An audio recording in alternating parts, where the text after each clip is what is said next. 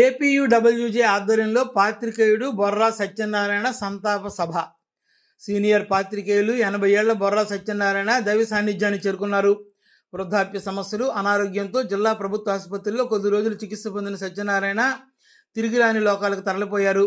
గతంలో ఆంధ్రభూమి పత్రికకు సుదీర్ఘకాలం గజపతి నగరం విలేకరుగా సేవలందించారు.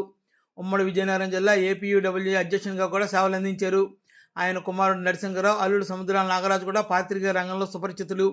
సీనియర్ పాత్రికేయుడు సత్యనారాయణ సంతాప సభను విజయనగరం ప్రెస్ క్లబ్లో ఏపీయూడబ్ల్యూజే ఆధ్వర్యంలో ఏర్పాటు చేసి ఘనంగా నివాళులర్పించారు.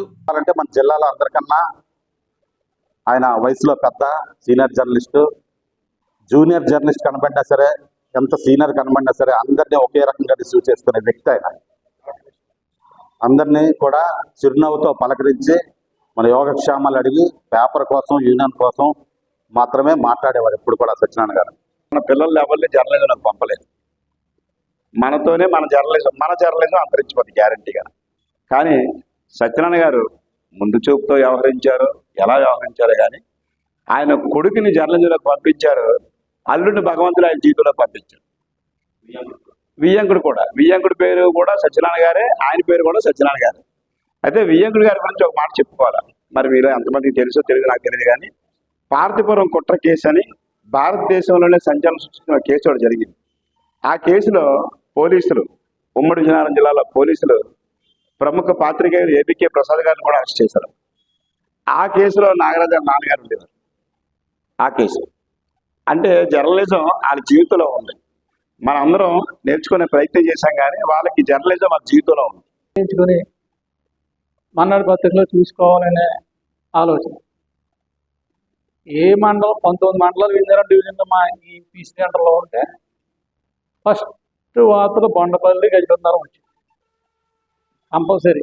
అలాంటి నిబద్ధత కలిగిన జర్నలిస్ట్ ఆయన.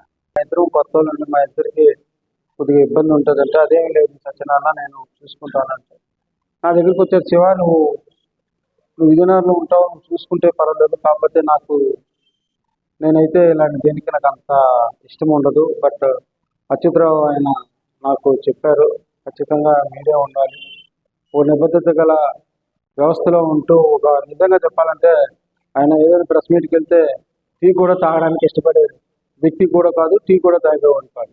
అనేక సార్లు అచ్యుతరావు గారు కూడా చెప్పారు, ఒక పొలిటికల్ అనాలిసిస్ కావాలంటే ఒక మంగు రాజగోపాలరావు గారు అడిగిన సరే అద్భుతంగా చెప్పేవాడు.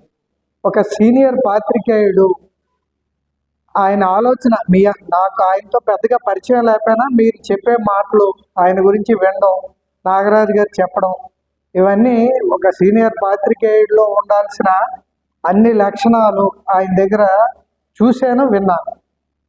చాలా బాధ అనిపించింది, దురదృష్టకరం. ఆ కుటుంబానికి ఆ భగవంతుడు మనోధైర్యాన్ని ఇవ్వాలని మనస్ఫూర్తిగా కోరుకుంటున్నాను.